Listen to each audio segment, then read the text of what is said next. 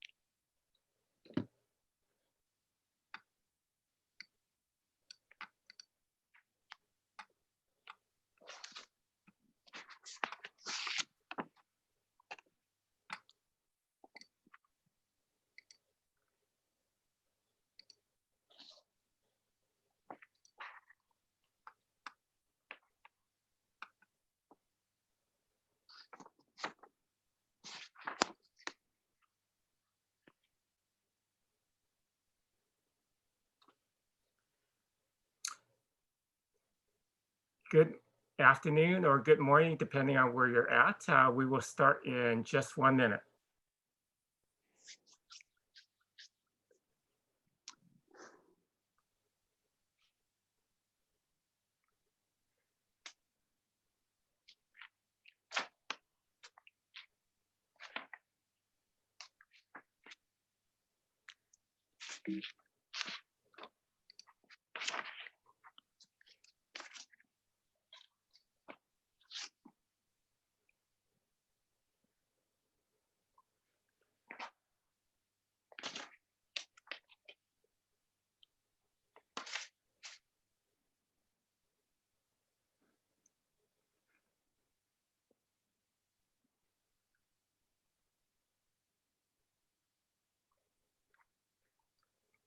Welcome and hola.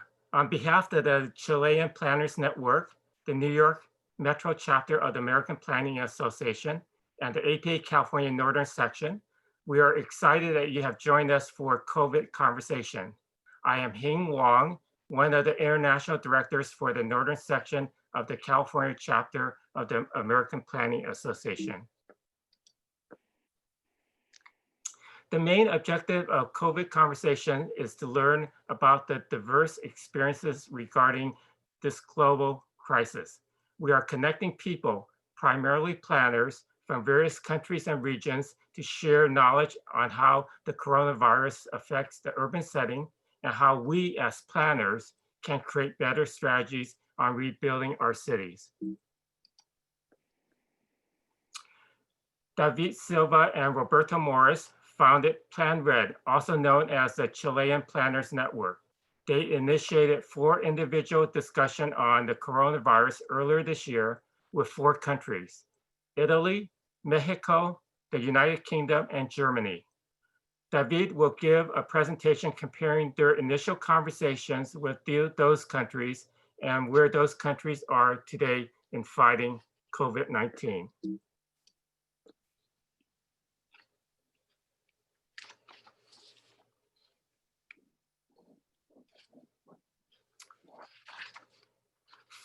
Following David's presentation will be my colleague and co-international director, Alex Hines. Alex will talk about California's battle with COVID-19. Jointly with Plan Red, the APA California Northern Section hosted a COVID Conversation webinar in late May. Things have shifted dramatically for the state of California, and Alex will highlight what went right and what did not. California now has reported more coronavirus cases than any other state, including New York, which was the earlier epicenter of the pandemic in the US. At this point, I would like to introduce Matthew Cunningham. Matt is the Vice President of Committees for the New York Metro chapter of the American Planning Association. All right, thank you, Hing. I just wanted to say a few quick words on behalf of the New York Metro chapter. I want to thank everyone for joining us today. We're really pleased to have you all here. I think this is going to be a really interesting and timely conversation. Of course, a big thank you to Roberto, David, Hing, Alex, and Martha for all their work in planning these panels, and especially to Ron and Anthony for joining us as panelists today. And we really appreciate them sharing their time and expertise with us. The New York Metro chapter is happy to be approached by Plan Red and the APA California Northern Section for this collaboration. They certainly deserve the lion's share of the credit for conceiving, planning, and executing these sessions, and we're very pleased to be a part of them. Given the broad nature of the planning profession, as many of you know, collaboration and learning from others is really a vital part of our work.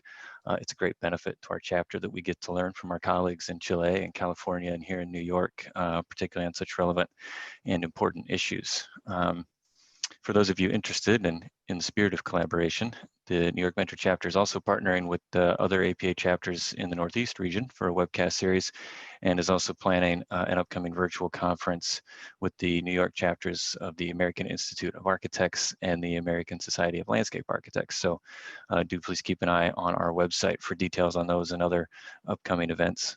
Once again, we really appreciate this opportunity to share in best practices and lessons learned here from our colleagues from around the world.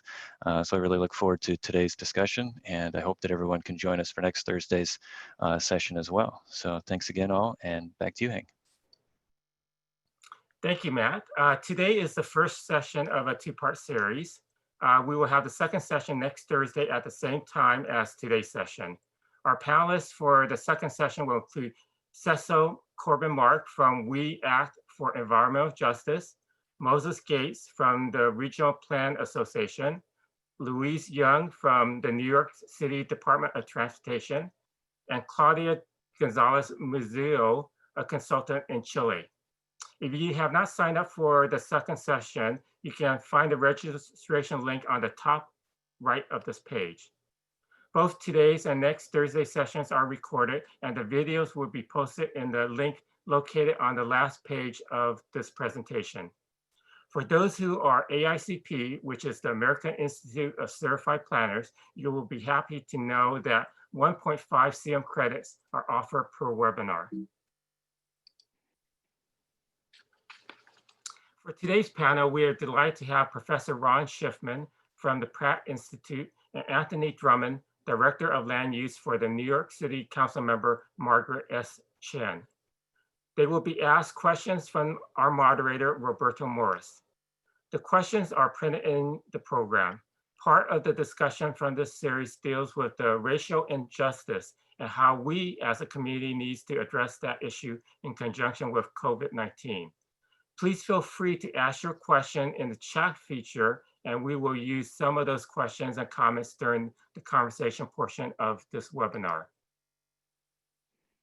As mentioned, we would like this webinar series to be interactive, so we've allocated time to hear you after each pair of presenters. They can be in form of a question or a comment. After David and Alex speak, and then after the panel of Ron and Anthony, there will be times for chat and discussion with everyone on this webinar.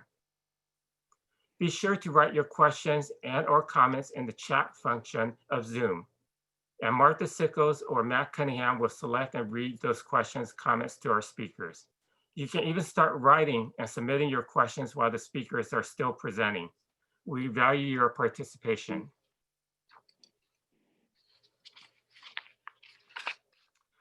The United States reported more coronavirus cases in the last 2 weeks than it did for the whole month of June. The staggering number signals that the US is still far from containing the virus.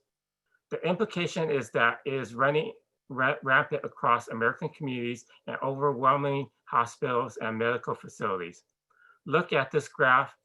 Many countries are faring much better, and some countries have been on a downward trend for a few months. Even as we are struggling with COVID-19, we must not lose sight of the other waves that affect our communities.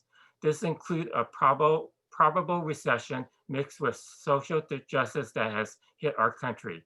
On top of that, our federal government has recently been reversing many environmental regulations used to look out for our planet. Last year, the United Nations released a report that shows nature's dangerous decline has been unprecedented and species extinction rates are accelerating. Chile's waves are similar to that of the US. The civil protests, which is almost daily, that have been taking place throughout Chile over the last 9 months have been in response to a rise in Santiago's metro subway fare increase, the increased cost of living, privatization, and inequality prevalent in the country. Chile is also facing inequality, discrimination, and violence in various parts of their society. Speaking of Chile, I would like to introduce David Silva. David is president and co-founder of Plan Red, the Chilean Planners Network. David will give a summary of Chile and the discussion they have had with 4 other countries. Thank you very much. Roberto, can you put the presentation? Okay. Thank you very much. Good morning and good afternoon for all of you.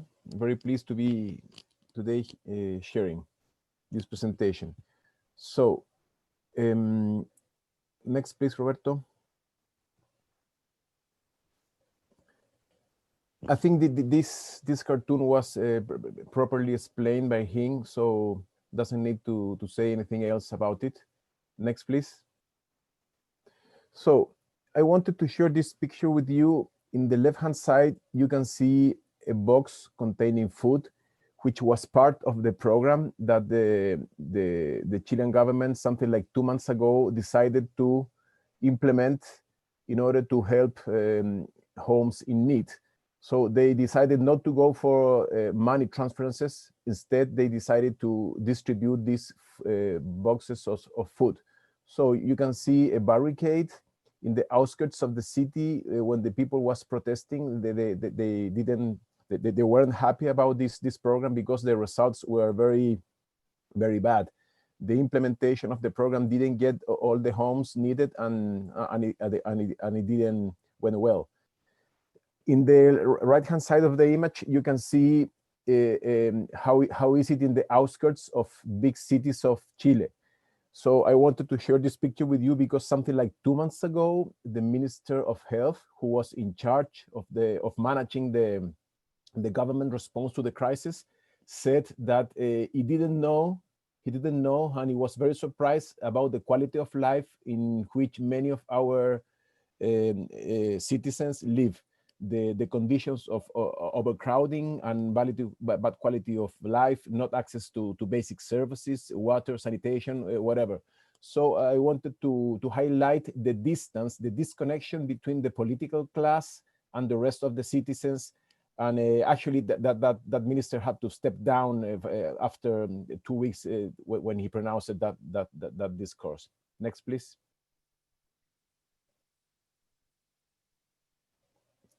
So this is a graph that it was recently distributed amongst the people in Chile. It hasn't been under application yet, but it shows how the government will manage the going out from the lockdown. First, the quarantine period, which is the first stage, is the period which most of the country all of us are facing right now. The second phase is the transition stage. The first stage is a preparation. The fourth is a initial opening. And the fifth is an advanced opening. As I said, this is the plan of the government, but they need to implement it. They don't know when it will be implemented yet. Next.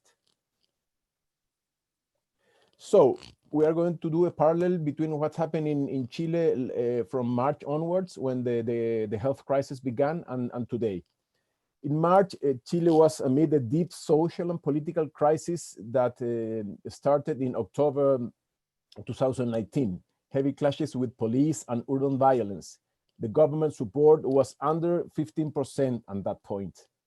The COVID-19 crisis led the government to put all the effort in rising numbers of intensive care beds. That was the focus of the government.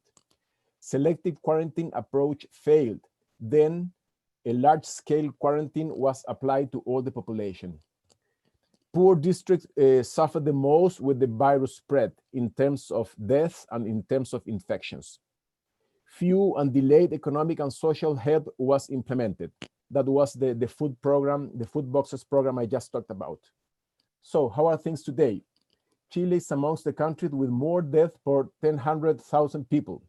For 100,000 people, there are 60 people dead. So very hard conditions for 40% of the population. Poor to low to middle classes group are really facing hard times. Due to this tardy social and economic response of the government, a bill to withdraw 20% of individual savings from pension funds is under discussion. So this has caused a lot of political and social turmoil as well. Violence in the outskirts of bigger cities reignited. Political crisis still continue and the government is unable to manage it properly. A step-by-step plan to get back to, it was announced today, but it hasn't been implemented yet. Next, please.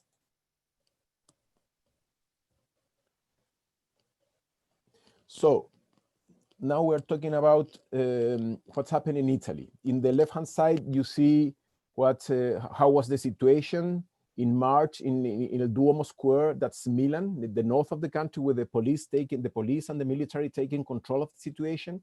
And then on the right-hand side, you can see the streets of Naples, a vibrant city of the south of the country, much more poorer and informal markets. So they were doing some cleaning of the streets there. Next, please.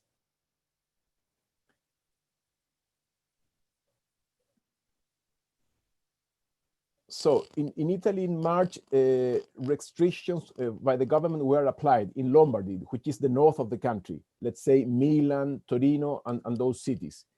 Those restrictions helped to spread virus in the rest of the country, because what happened is the rich people of the country moved towards the south, and then they took the virus with them and contaminated another people.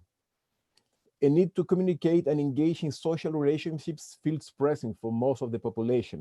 Public spaces are closed with police control, as I showed just in the previous picture in Milan. From a planning perspective, a mixed city where basic services are at the neighborhood level allows to keep alive social relations. Improving governance in local governments is needed, and risk management proven to be crucial. So what's happened today? Getting out of the lockdown has been gradual. People feel fear and difficulties of socially connecting to people again. In public spaces, such as underground, trains, and shops, the rules are respected and restricted. The national effort now is to reopen the country and rescue the economy. The struggle is to retake the life pace and habits. Next, please. So, talking about Mexico, the previous one, Roberto, please.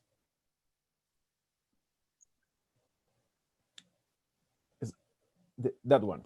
So here I wanted to share with you this picture. On the left-hand side, you can see a lady walking down the street, and on the back, big advertisements put there by the government, trying to reinforce the idea of stay at home. And then on the right-hand side, you can see people slowly getting back to the public spaces. So there is a picture of people in the market buying some stuff. Next, please. So when we had our conversation with our colleagues, our planners from Mexico, they told us that back in April, poor groups were very concerned about their economic future and health, because 60% of there is an informal economy. It's very, very important, the informal economy in Mexico. The authority has wholly advised people to stay at home. It was an advice, not an obligation to stay at home. So some people took it, some other people didn't. Because of a weak health system, health brigades have been deployed to deliver packages of basic items and services. From a planning perspective, resilience capacities of cities and their populations are being tested, and also how the installed urban capacities are being able to cope. Today, what's going on? A process of return to normality is underway, gradual opening based in health protocols. Mexico City remains the city with the most deaths and infections. Announcement of various welfare programs and economic reactivation is underway. Reopening plan to social, educational, and economic activities through stages has been under implementation as well. The districts that do not have infections will be the first to reactivate activities. Next, please. So in this picture of England, United Kingdom, I wanted to share with you, in the left-hand side, you can see a public advertising on the streets. That's the Queen there, and a message she gave to the population saying that the importance of the national health system in order to face the problems allocated by the pandemic. And on the right-hand side, you can see, maybe most of you saw these pictures already, people going back to public spaces, but in a very disordered way. Maybe the control that the government wanted to pose on them didn't work that well. Next, please. In our conversation back in April with our colleagues, planners in the United Kingdom, they told us that the government response was late and faulty. At first, they based on the hypothesis of the herd immunity. The approach was changed and the focus was placed on quarantine plus message to people to stay at home. City planning has helped to cope with the crisis. The importance of social infrastructure services, such as a national health service, available at a short distance for daily life, was very important. In Greater London, mayors and local governments seem to act together in networks of local governance. So how is the situation today? Today, the situation is what could be called a new normal. Protocols such as hand washing, wearing a mask, and social distancing in public spaces have been incorporated.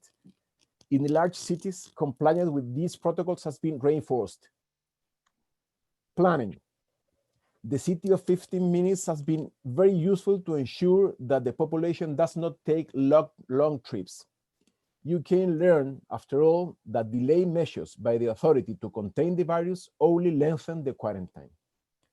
Next, please. This is the last country we had our conversations. This is Germany. I wanted to share with you in the left-hand side, I wanted to show and to highlight the scientific approach of the German government to the health crisis. And on the right-hand side, the same as in England, the back to normality process right now, most of the people trying to use public spaces and to go back to the street. Next, please, Roberto. So in terms of the main things that have featured in Germany back in April and today, in April, we had a report that they say that the German report was confidence in the state and science. The people trust the state and science. The people trust the German state. Prime Minister Merkel's speech has given a message of care and safety to people. Scientists are trust. There were 500,000 weekly tests at certain point. From a planning perspective, to defend the provision of a good health system at an intermediate scale and rethinking the city and the uses of public spaces have been very important points. What's happened today?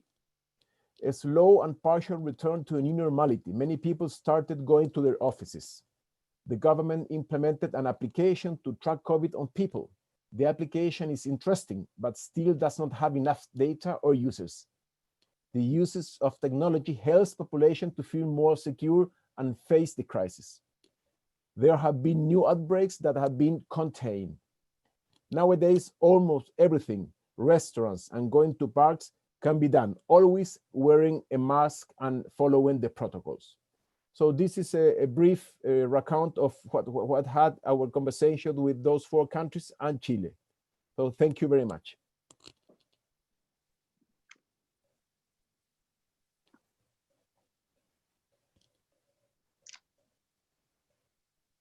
Hi, Alex. You can start. Thank you, Roberto, and thanks everyone for being here. I'm literally going to try to zoom through the highlights of what's been going on in California. I think California got off to a good start Next slide, please. I think California got off to a good start, quickly responding, one of the quickest responses in the country. And we proposed a multi-phase, science-based stay-at-home strategy. And it generally slowed and helped flatten the curve, as they say, thereby not overwhelming the state's healthcare system. Many people were able to work from home, and related air pollution, traffic congestion, and greenhouse gas emissions were substantially reduced. Unfortunately, stay at home didn't work as well for essential workers and for people more economically challenged. It was primarily taken up by folks that were affluent or middle class or smart students. Essential businesses stayed open and were modestly retrofitted to achieve social distancing. For example, businesses had X's or lines placed on their floor, showing people what's the 6-foot separation social distancing should be. And COVID cases, while they steadily climbed, they climbed slowly and tended to flatten out and only go up slowly, and remain comparatively low per capita compared to some of the other states anyway. Next slide, please. So measuring progress. Progress is measured by tracking key indicators and trends. For example, in California, it started out with these types of questions. Are the total number of cases flat or decreasing? Is there an adequate supply of personal protection equipment for healthcare workers? Is prompt and sufficient testing and contact tracing occurring? And then there are a number of other indicators such as positivity rates, hospitalization, recovering patients, deaths, and even the presence of antibodies and T cells using metadata. Next slide, please.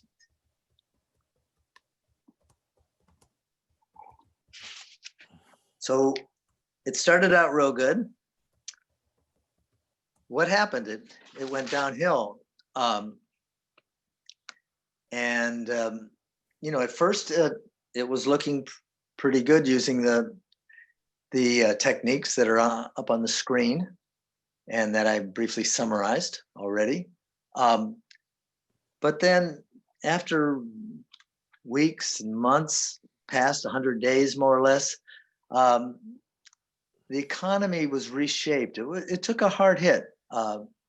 California and the Bay Area were transformed by shelter-in-place orders, leaving many hundreds of thousands of people out of work, and many tens of thousands of stores and businesses closed to public access in person. So by Memorial Day and 4th of July, the pressure mounted to such a degree that restrictions were either loosened or not adequately enforced. Next slide, please.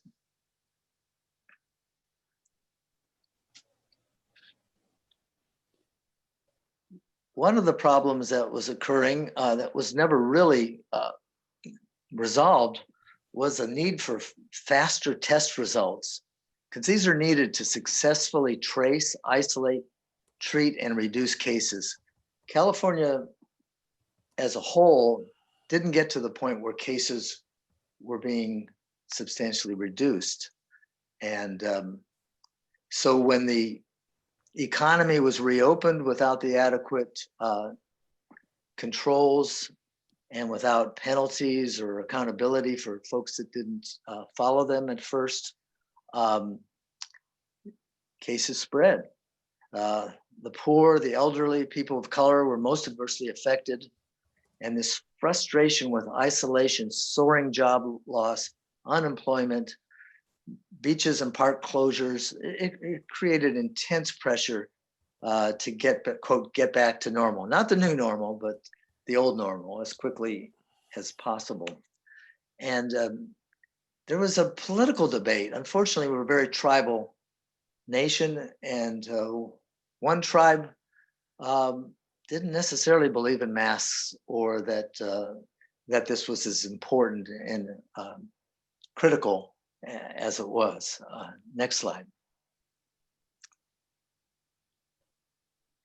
So what were some of these mistakes that were going on? Well, reopening some of the most risky places like bars where people sit next to each other and then they their inhibitions tend to diminish, shall we say. Indoor dining in restaurants. It's hard to eat and drink and wear the mask. Gyms and other uses where people are breathing heavy and little aerosols can be spreading. They were opened without adequate enforcement and protections in place. I think part of the problem was this, again, this political disconnect with the science. And many people didn't understand really the importance of masks and other risk reduction strategies. And they underestimated the time needed and the importance of meeting these required steps to end the pandemic. Another big mistake was many essential workers, doctors, nurses, folks that worked in grocery stores were exposed to serious health risks. And I think it was just a little too tight at first, and then a little too loose later. Next slide.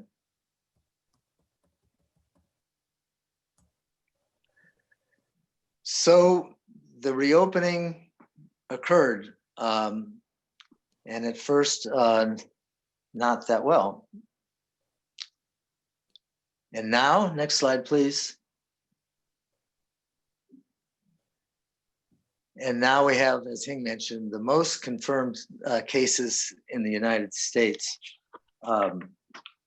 It's hard to keep track of it because it changes every moment. We were updating our slides up until about 4 o'clock yesterday or later.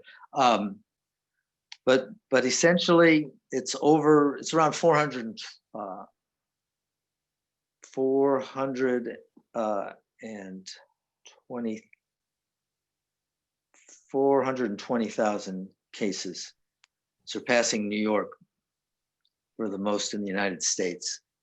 And that's not good news. But to put it in context, Los Angeles was the area hit the hardest. And recently we had 11,000 new cases in California in a single day. California has a population of almost 40 million people, so total number of cases might not be the best measure.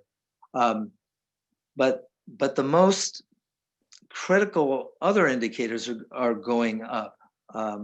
And they went up to the extent that the governor put 34 of the counties on a watch list, counties which together accounted for 94% of the state's population. Cases and deaths are increasing, hospitalizations are increasing, and even positivity tests have been increasing in some locations. Just disparities are widening. Even adjusting for population, Latinos are now 3 times more likely to test positive than Anglos.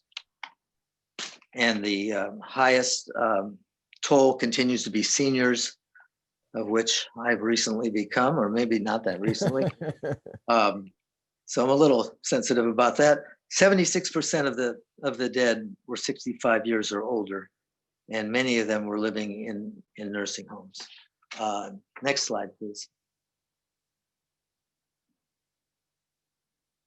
So where are we now? Well, California and our communities are looking for a sweet spot, a fine line where slow, careful economic recovery can take place while still keeping the virus under control.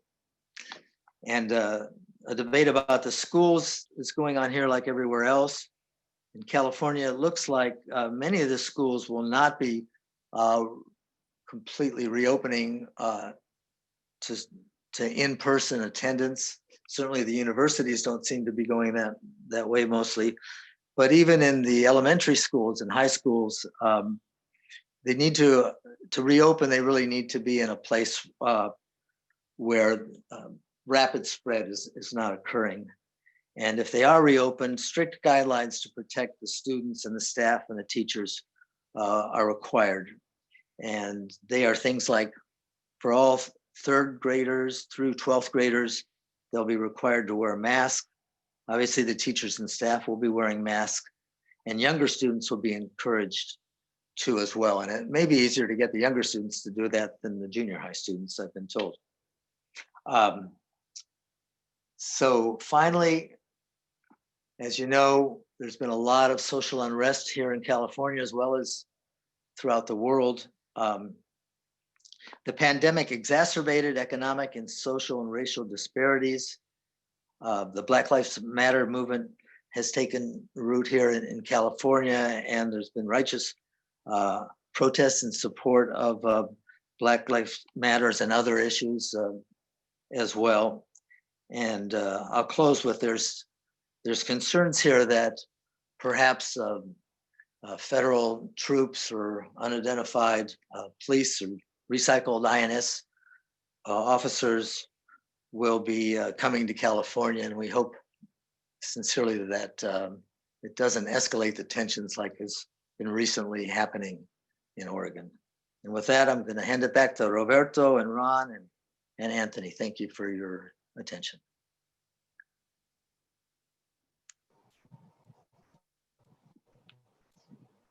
Thank you, Alex.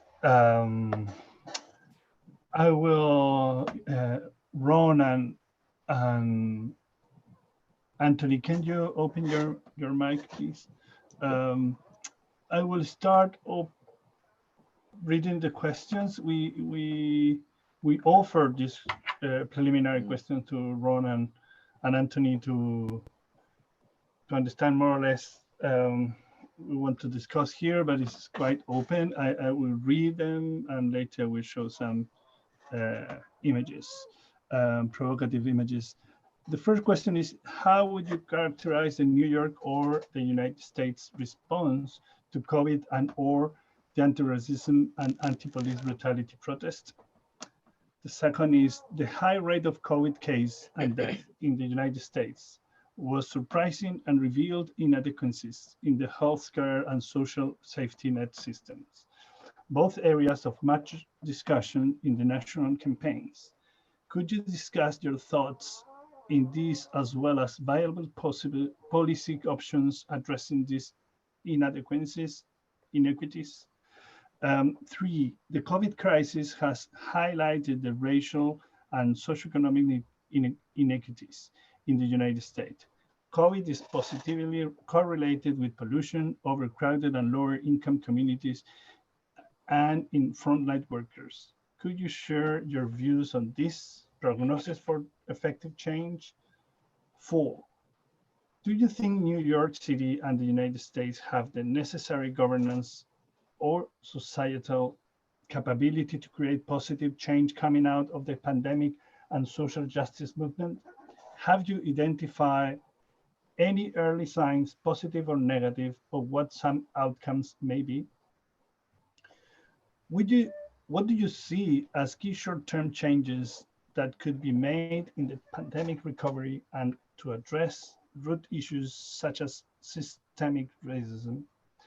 And now I will show some provocative images that you can consider as the background of this conversation. And I will stop here and I will give the word to Ron. How are you, Ron? I'm very well. How are you? And thank you, and thank the other speakers for a very enlightening presentation. I think, we saw in some of those presentations the difficulties that Mexico and Chile were facing were also some of the issues that we faced in the United States. And I don't want to repeat them, but I do point to the fact that it is the poor and the powerless in our society that suffer the most. Alex pointed out that Latinos have 3 times the rate of the Anglo population in California. Those figures are similar in New York. I think New York City suffered greatly in March and April. And we suffered because we were about 2 to 3 weeks behind California in learning how to restrict movement and how to self-isolate and how to create physical distancing. I don't like the idea of social distancing. I think we should talk about physical distancing, but creating greater social connections. And so I would use that term of physical distancing. And we finally learned that and begun to really drive down our rates in New York City to the point where it is now I think flattened and probably one of the lowest in the country in terms of infection. We're also learning, I think, and I hope, from California's mistakes, as Alex outlined them, so that we don't rush to reopen. And when we reopen carefully and we monitor it carefully. But I think the most important thing, and why I like the image that's now up, is that COVID-19 did is it threw gasoline on the inequities and injustices and lack of forethought that we have in the United States and a lack of a social safety network. We really are facing a biodiversity collapse and climate change. And we've put our head in the sand when it comes to that. And what we are learning is that COVID-19 exposed the weaknesses. Some of those weaknesses were weaknesses that many of us who are planners and architects and developers actually contributed to. Everything from the way we dealt with manufacturing in our cities and developed just-in-time processes so that a lot of the personal protection equipment we needed to import from other places, and we couldn't produce them in our own networks in our own cities, and as a result we suffered. We couldn't tell people to wear masks because you couldn't get them in New York City. People hoarded toilet paper. People could not get personal equipment to work in the hospitals. So we have to realize that as we go back and try to create what we think is a normal life, we have to create a new normal, a radically different normal, not the normal we were at before. We have to change how we think about land uses. We have to think about how we produce in the city. I'm not saying you don't trade, but I also think, and I'm not talking about exclusionary processes, but I think we have to have realistic processes. We had more beds in 1985, 3 times the number of beds that we had in 1985 than we had in 2020. And what did we need to do? We needed to build emergency facilities in Central Park. We needed to take over the Javits Center. We needed to float a ship into New York.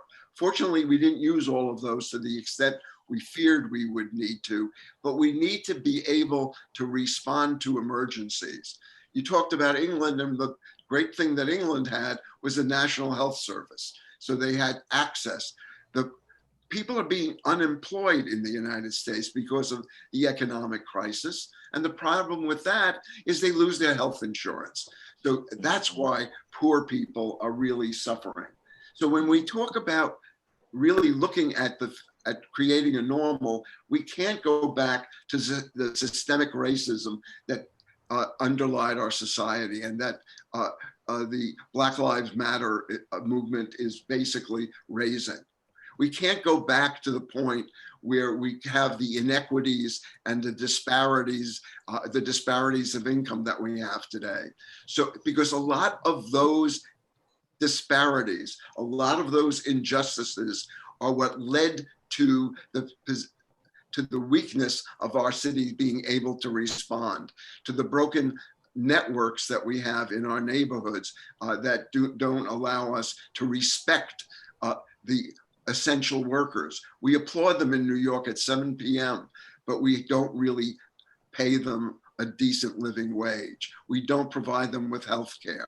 We don't provide them with access to proper education and things of that nature. So what I really would like to argue for is that we really have to look at the inequities and injustices in our society. We have to begin to look at those disparities. In this sheet, we see Chile down there. That could easily be the United States, because we have to take a recognition of the moment that we're at in the United States, the confluence of a health crisis, the confluence of an economic development crisis, the confluence of racial injustices that have come all together at one point, and the intersection of all of those reinforces the fragileness of where we are. But it's also a moment of opportunity. And that's why I sent you the picture of the Statue of Liberty coming through the sea of sunflowers. Because one of the things, and this was in an article this week written by Nicholas Kristof, talking about with all of the despair we have, we now have a moment where the nation seems united around black and white, around addressing some of the structural inequalities that we have in the country, realizing that we need to build a healthcare network, realizing that we're going to need to invest billions, if not trillions of dollars in the recovery effort to put our people back to work, to make sure they go back in a healthy environment, to make sure our children going back to schools are healthy. I want to quote, years ago, in 2008, Manfred Max Neff, a great Chilean philosopher, pointed out that we needed a few billion dollars a year to keep people fed and healthy. And they were told we couldn't afford it. Yet when the 2008 crisis hit, we mobilized $17 trillion to bail out the banking industry. Today, we will exceed that in repairing the damages from COVID-19. And we have to make sure that we harness that money, not to just rebuild the inequities and structural disparities that existed before, but to empower the communities so they're no longer poor. So we address the issues of of jobs, and of wealth, and we distribute them using these investments in a much more equitable way. The nation responded in 1932 to the Great Depression that was created by Hoover when Roosevelt came in with the New Deal. The New Deal had many problems with it, including some of the racist caveats in it. But it was a blueprint that really reimagined what our economy could be. We're at that point now where we must reimagine how our economy and our racial and our economic systems work. And I think that's the challenge that we have today. And it's a challenge and an opportunity. And the question is, are we ready to seize the moment? And I think we are. And I think it's a responsibility of every profession to look at what our contribution is to that rebuilding. And particularly those of us who are involved in land use decisions, who are involved in economic development decisions, and who are both in the States and throughout the world and other countries. So I really think we have to make sure we don't go back to the old normal, but we create a radical new normal. Mm-hmm. I don't know. Thank you very much, Ron.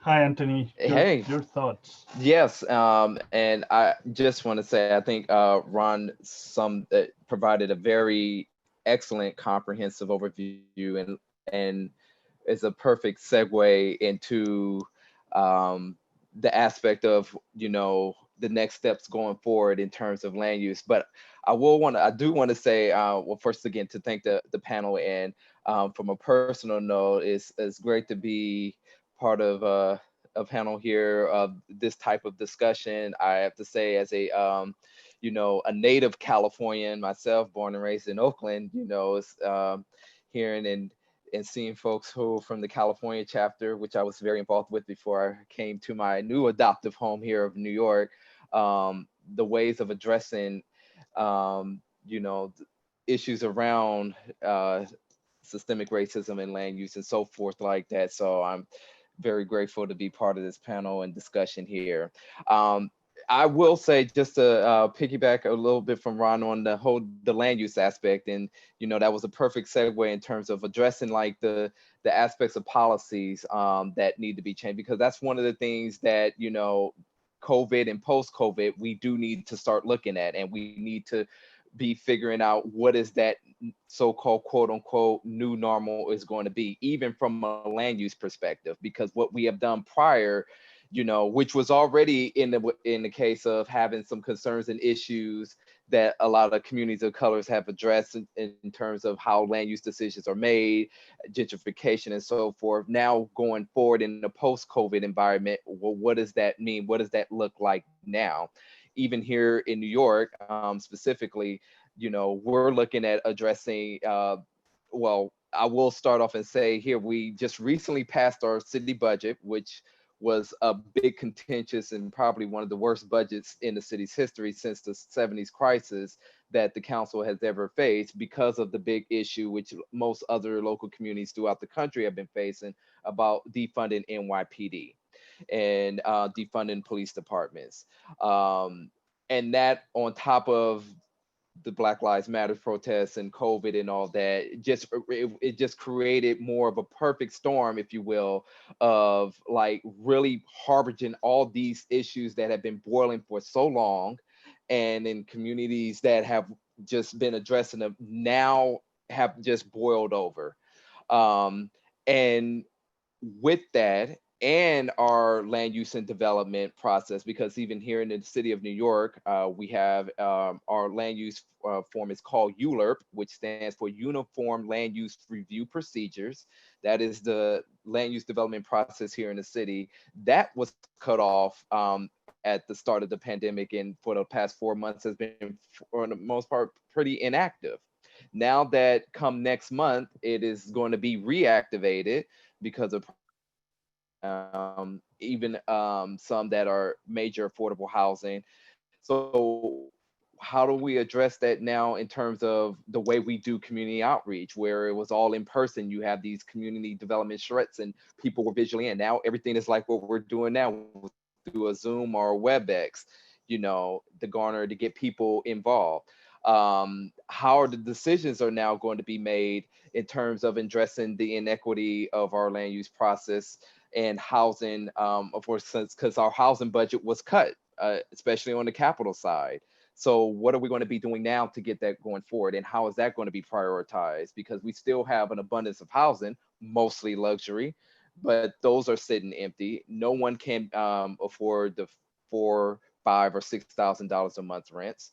On the short term, I will say that the council and even a bit on the state side too have worked to try to do and address the short-term aspect of our inequities. Like, for example, with the amounts of workers who are out of work, the unemployment is high. What can we do on a local level? Because we are obviously not getting much from the federal side, which was addressed previously with Ron from a national aspect of it. And it's been mostly the local governments and the state governments that have had to step in and put money into something that they already were straining in their budget and fiscal pots already enough to, or didn't have enough to do, but just had to come up with more money that they didn't have to try to address this.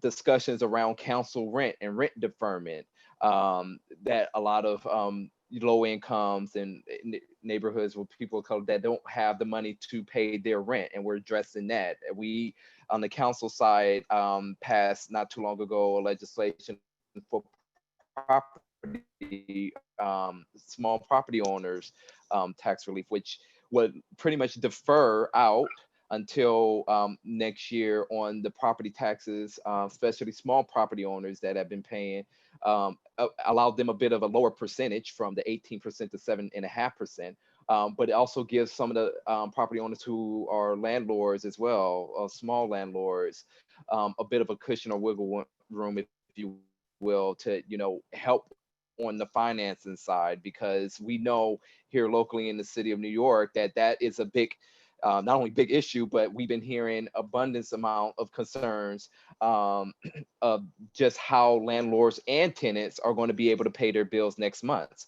We know the federal enhancement grant is going to be expiring at the end of the month, which allowed the $600 for people who have lost their jobs. What are we going to be doing there? What is that going to look like and impact for us here in the city once that expires? And if Congress can somehow get their act together and come up with a bill before the expiration. And it's just those types of hard-hitting issues that have been occurring that, we as a community and society are going to have to be addressing in the long term. So here in the city of New York, there is a lot of work to do. I think it's going to be like an onion, peeling back the layers of, of these issues that have now been amplified a bit more, to how we take those issues and now formulate a policy of action to hopefully, rectify and sort of correct the wrongs that have been done prior. It will definitely take a lot of time, especially here in this city, because nothing moves quickly. Even in our land use process, which usually takes almost 9 months to a year to get done. So to be able to expedite and even change procedures to allow more community input, more community decision involvement, I can see there will definitely be a lot of back and forth. And I will, just in closing, from our land use and our policy aspect of it, we also have to look closely at our elections, especially that not only the national election that will be coming up, but our local election, our local and state elections. We recently just had a primary here where we just saw a number of insurgent candidates, some which you would say are too far to the left, but to each his own on that. But they come from that grassroots movement that are more on the activist side that have dealt with these type of issues, and now they're in positions to where they can make legislative decisions and policies that's going to affect the long terms of the citizens of the local community in the states. And a lot comes from the housing advocacy world, and some have dealt with land use policy priors where there has been the big issue with the gentrifications that has been occurring in communities of colors and low income communities. So now that position, those electeds are coming in and following in the next coming year, we may be able to see a gradual shift and change in just in terms of that in the policy area. Next year, we're going to have half the city council, at least 35 of the 51 that are going to be up for re-election, including the mayor's race. That will definitely for sure have a major impact here in the long term. And those type of discussions are going to be something that the community is going to be having from now until these elections occur. And that is the opportune time. So if anything, with this happening and COVID and all this is happening, it has now created, if you will, a little silver lining of addressing and putting these types of issues at the forefront and making sure that it stays at the top of everyone's discussion lexicon going forward. So those are my comments there. Thank you, Anthony. It's good to remember everybody that we can you can write your questions in the chat. Martha is she will be selecting some questions. I will start with the first round of questions to Ron and Anthony. To Ron, they are connected. Sorry. Oh, did you want me to start with the questions? I will start with the first round, and later I will give you the opportunity to select some other questions. Martha. Okay, Ron, and I'm listening. One of the things. Yeah. Okay, yes, they are quite connected. I think is now we need shorter questions or to have more questions from from the audience. And one of the things here is, and I believe that is also connected with the US reality, is how powerful is the language, and is here in the last few months, the word peace is not easy. Should be a good word, but it's dividing, because depends of what kind of thing, what kind of peace do you want to have.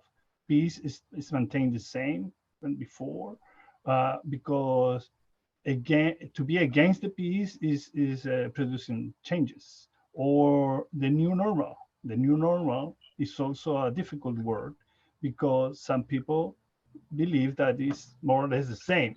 And I would like to ask you about this, how we can really build this New Deal, to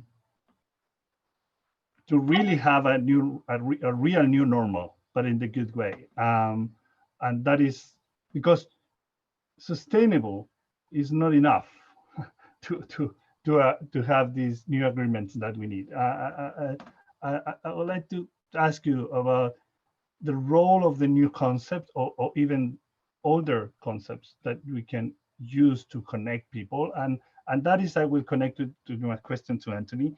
Again, talking about this New Deal, how, if you can tell us about the impact of these changes in the policies of the mayor, in this trust, the process of building trust with communities to create all these changes, the experience of the Big U project around the Manhattan, how these changes are affecting the trust in the connection between the authorities and the communities.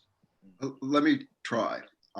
First of all, I'm very optimistic, because in every poll in the United States now, Black Lives Matter polls with a greater percentage, even among the Republicans, of approval than anybody believed it would. They're way above 50% in the Republican Party, and about 70% nationwide. This was not the case 3 years ago when Ferguson occurred, and other incidents like this. I think the nation watching that 8.5 minutes of the policeman on the neck of that man, Floyd, I think raised the consciousness of the nation, and raised, I think, a real way of beginning to look at what some of our systemic problems were.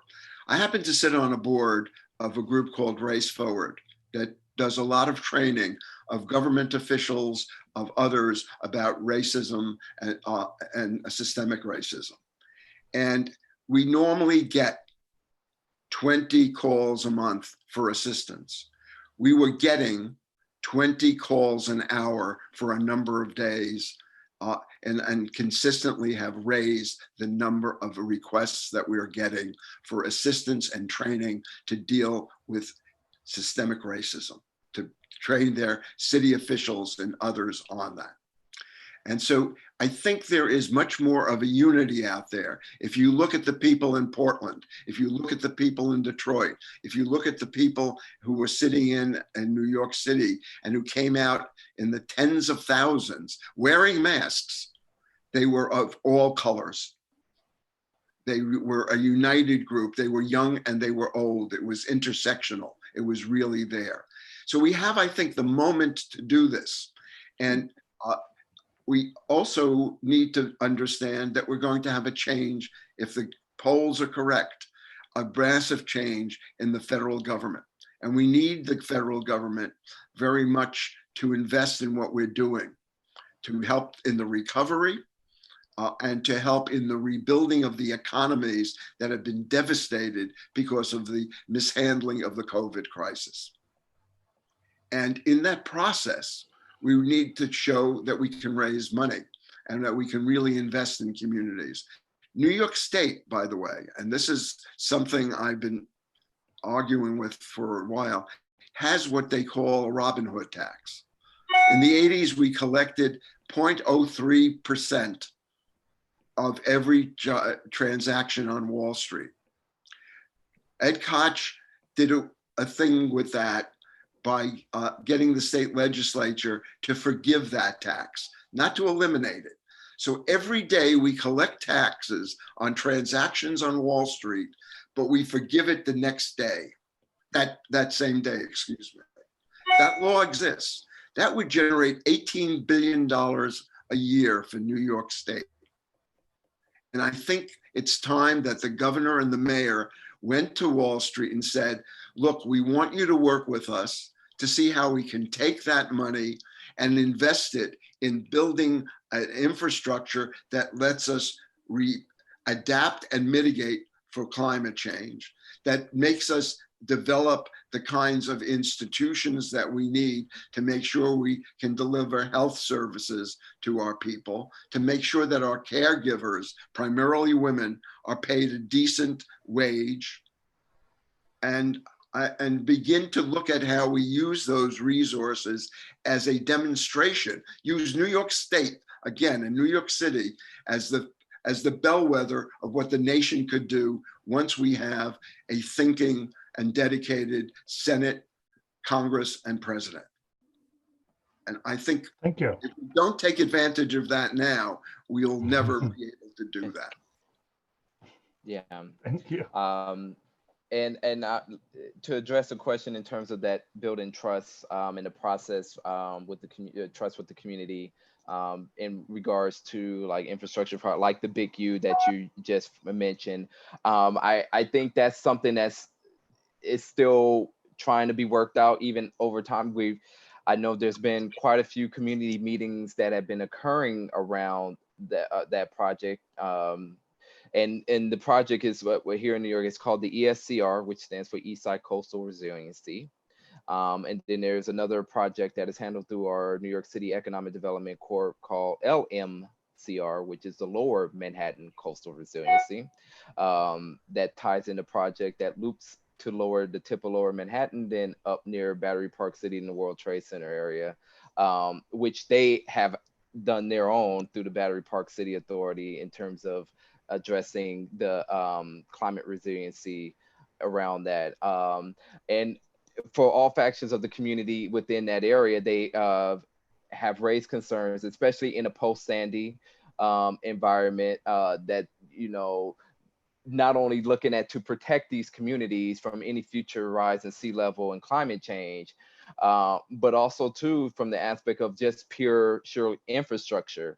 You know, to be able to have access to parks, to walkways, even the fact of construction that has been such a big topic, because in these, granted or not, you know, Lower Manhattan being a very strong business community has a lot of residents that also live down there, and the sheer fact of noise and just being able to walk the sidewalk to go from point A to point B, those have all been like general aspect concerns that have been raised by the communities as they discuss this project. But they want to be able to make sure, compared to years past, that the level of discussion and the comments that are being made by the communities as this goes forward are included. They want to be at the table, because it's usually always that, you know, the projects are presented and then they come to the community and say, this is what we're doing and how we're going to do it. And the community does not either like the fact that they're doing it this way, or two, they weren't at the table to begin with, and you're making decisions for them without including them at the table. And I think now going forward, these changes are occurring. And now at the very beginning stages of this, we involve the stakeholders at the beginning to be part of that process going forward. So I think trust, especially with government, is still a big thing that needs to be worked out, and it's a process in itself. But from the hyper local level, especially with like what we have here as community boards, I think that is the very essence of what community engagement in all aspects of issues come to, and in projects like this. Thank you, Anthony. Martha? Yes, Juan Borelli had made a comment that climate change has the climate change has improved as a result of the shutdown during, or factors contributing to climate change have improved based on the factors based on the shutdown during COVID. Could you comment on that? On what have been sort of the lessons learned from that, or in any of your discussions, if they if those things have been considered? Well, I will say, I have been hearing that, throughout communities throughout the country, especially that, air quality has improved when people are not driving. And that discussion I know has been occurring quite a bit. I think even here in New York it has been the same, but the caveat here, because New York City is a very large and transit-rich city with our buses and subways, and since the whole COVID pandemic has hit, our subways have not been operating at their 100% capacity. I think they're barely even getting to 40 or 50%, and more people are starting to drive, which has created more of a traffic nuisance than anything else. So air quality, I guess, through emissions may be a bit different here, although overall, I think as a city, it's just with our shelter in place and people are more biking and walking as well, that has been a big help. I think nationally might be the same thing, depending, but that's what I've been hearing.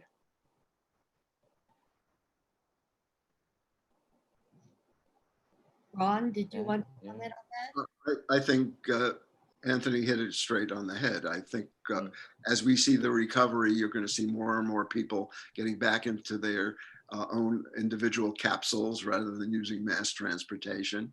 So I think it's only a very temporary respite that we're having. And the fact of the matter is that air quality it's a major improvement, but it's not going to stop or stem or mitigate or avoid the need to mitigate and adapt to climate change.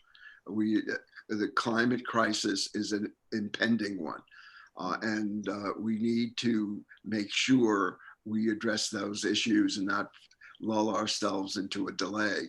And I think this in many ways is going to really get people back in their automobiles and move to the suburbs rather than stay in urban areas, or at least think they were. That may have changed in the last few weeks because the relationship between density and incidence is not a direct one. And so, we have very dense areas with very low incidence in New York City, and very low density areas with very high rates of COVID. A lot of it has to do with overcrowding, which has nothing to do with density. I mean, they're related, but it's a different factor. So I agree with Anthony. I think it's just temporary. In 2008, we also had a major drop in use of carbon. And so the world did get an extra few days before the calamity of climate change. Thank you. So Martha, if I could add just briefly, up here in the Bay Area, there's been, and throughout the state now, a really big move to switch to renewable electricity and convert vehicles and heating and cooling to using 100% renewables. And that has resulted in some fairly substantial reductions in greenhouse gas emissions. And combined with getting people to walk and bike more and travel less, is a hopeful pathway to at least reducing the immediate severity of the climate crisis if replicated around the world. I just want to comment that even with the shutdown of the economies and the lack of transportation, the reduction in CO2 got nowhere near what it's going to really need to be for us to have the kind of to reach the targets that are necessary. And so clearly, all of the things I agree with Ron and with you that we need to move forward and not delay a bit. The lesson from COVID is that delay is very costly. I'm going to move to the next question, which came from James Anderson. And he asks, can we as planners, Americans, change the view that capitalism and social programs is required? Can we get our society away from healthcare being a business?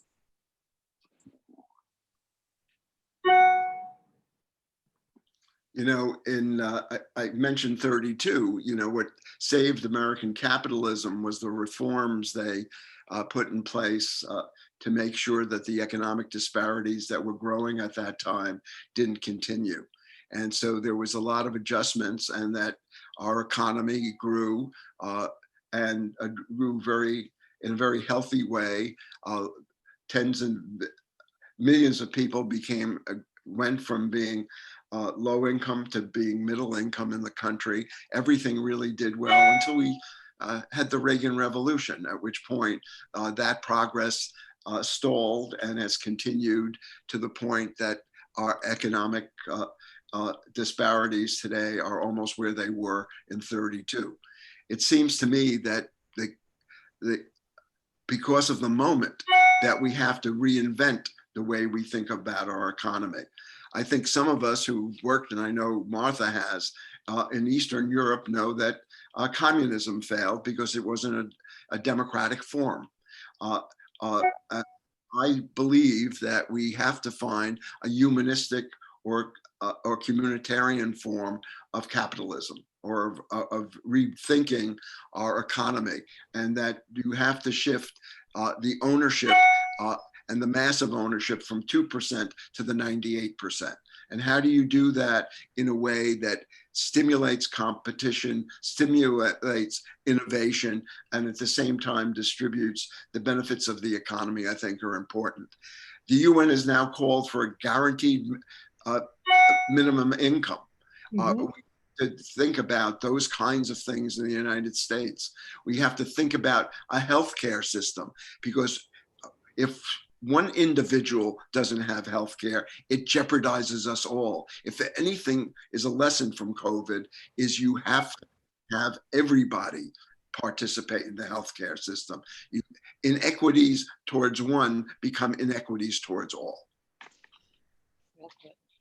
And I just want to add that when I was working in Central and Eastern Europe, many countries were developing constitutions, and they were putting in healthcare and housing as a human right in their constitutions.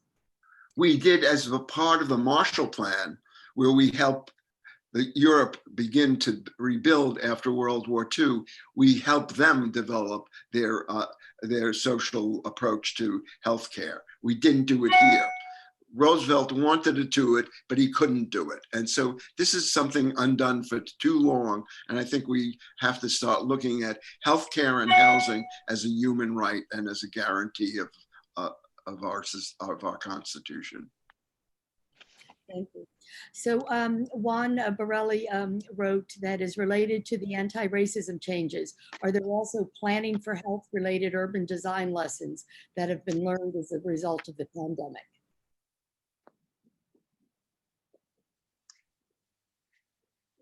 I think it's too early to know. Yeah, I would agree with that as well.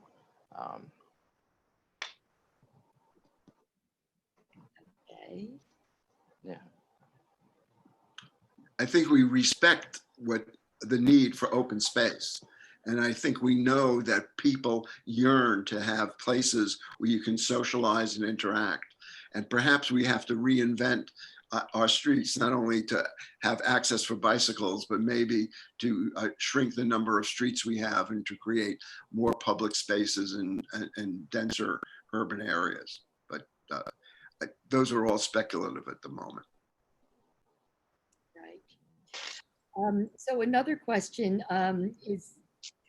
came from earlier in the session, asking what are the lessons learned from successes in Germany and Italy that could be applied to the US? This is in addressing the COVID the COVID epidemic could be applied to the US and other countries. Good leadership. Right. I think the other Yeah, is really the fact that they believed in science. right. Exactly. Yeah.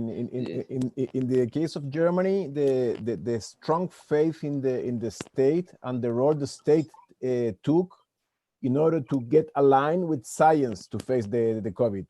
They were introducing lots of tests, and they didn't bluff. They didn't put a political management to the thing. They took it very seriously. In Italy, it's quite different because Italy, I think they suffered the most, the exposition in the media with all that dramatic side of the Italians to face things. And all of us were watching, they were fighting very hard against the virus. But at the end, I think they did it very well, much better than England, for example. And not than Germany, but they were hit very, very strongly. And they finally they succeed. They are maybe they are expecting to face a second wave. That's the main question for a lot of the countries. What's going to happen with the second and the third waves? And here's a question for all of you. So what longer term changes would you recommend in all countries for better response to future disasters?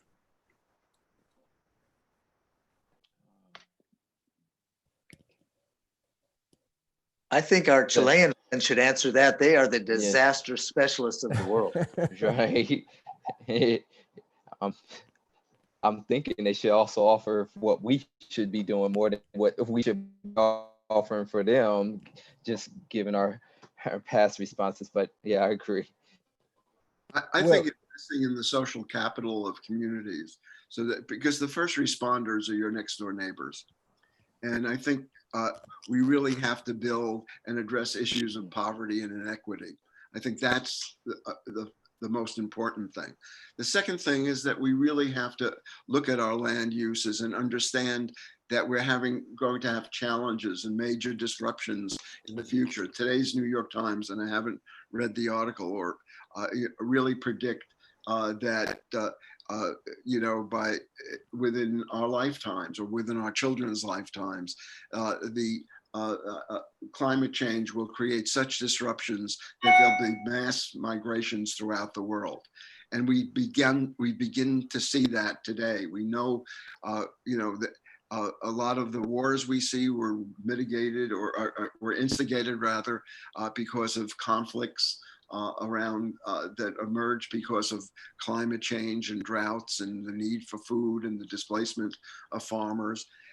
We're going to need to address this and begin to understand our land use policies, our ways of production, so that we are interdependent with other countries, but also independent at times on a local level, so that you can't rely on China to send us the face masks. And I think that's the issue. We have to have the protective equipment. We have to have the hospital space. We have to rethink, on-demand production in a way that doesn't decimate the interchanges between peoples, but basically allows us to be much more adaptive and responsive. Yeah. Can I add something to Ron's words? Very, very short. I think that there is a temptation of governments to mix the management of a crisis, whatever sort of crisis is, natural crisis, of health crisis, or whatever, with politics. So the lesson from Germany, for example, is to separate completely one thing and the other. It's a temptation for governments to try to introduce some measures and to do things in order to get little points in the support polls. But that's not the case. Should be different things to create a strong institutions that deal with crisis and disasters. In many countries, these institutions exist, but sometimes they are just kept aside of dealing with the problem. So that's a big temptation we need to avoid at any cost. Hey, Also, Martha? just to add. Well, if I could just say real quickly, one of the big disasters out here in California has been wildfires.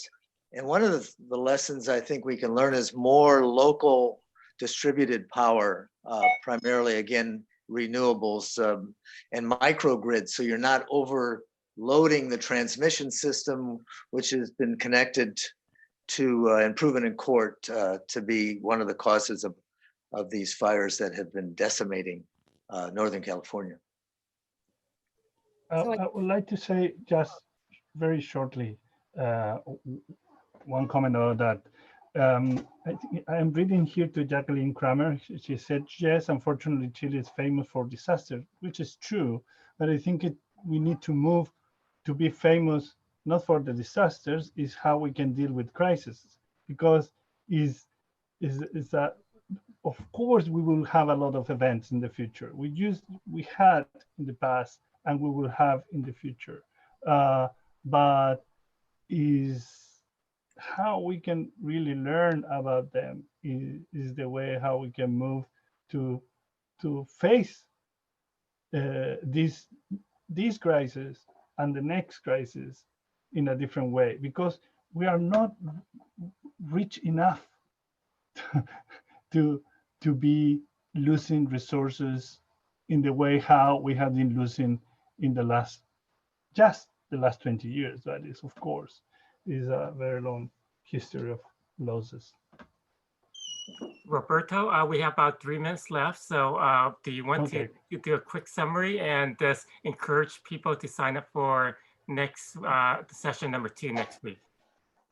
Yes, I would like just to say thank you to everybody, our Chilean colleagues connected, our American colleagues connected, and there are people from different places. Later, we will share information about who is participating in this activity. But I think it's one of the amazing things of this activity is our previous process. I think I'm very glad to have the opportunity to be participating with David in this amazing group of people. We didn't know each other before, but we had been building this trust, working with respect, and that is something we really need to share. I think that is an amazing opportunity to have this space. I think that is the most important thing, to have the space to learn from different experiences, even other countries that they are not here. And I think that is the most important thing, how we can have common patterns, even if we have federal countries, unitary countries. I think that is important to recognize that patterns, these underlying factors, they are very important for planners. And finally, I have to say that the planners, we have to be in the first line. You should not be just waiting for the decisions. We are not just waiting for ideas for the future, is because the future, we need to start building it now. And we need to take the urgency, build the midterm, but with a vision of the future. Thank you very much to everybody. And next week, we will have the second session at the same time. And hope you can think in new ways to participate and give us new ideas to continue with this interaction. Okay, thank you. Bye-bye. Okay, thank you very much. Nobody want to say something? We have 2 minutes. No. Okay, I don't know if Ron and Anthony, they would like to say goodbye.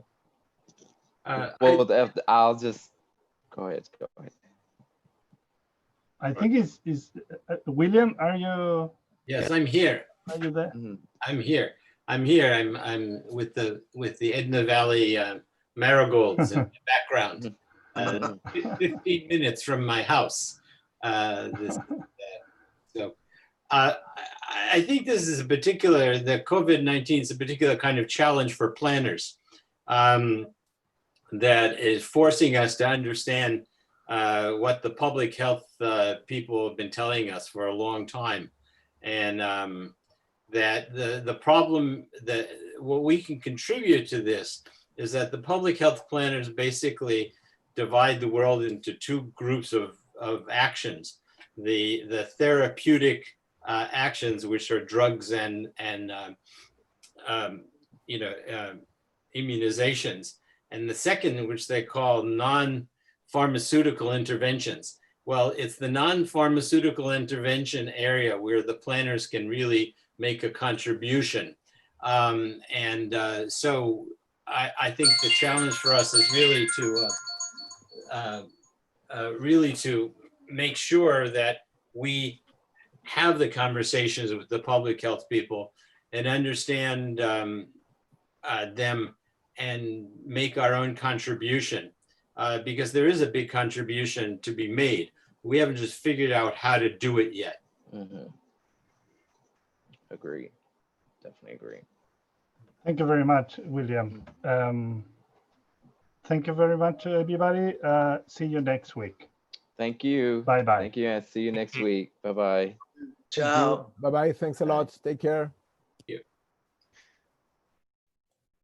Ciao. Ciao, Ciao, ciao. ciao.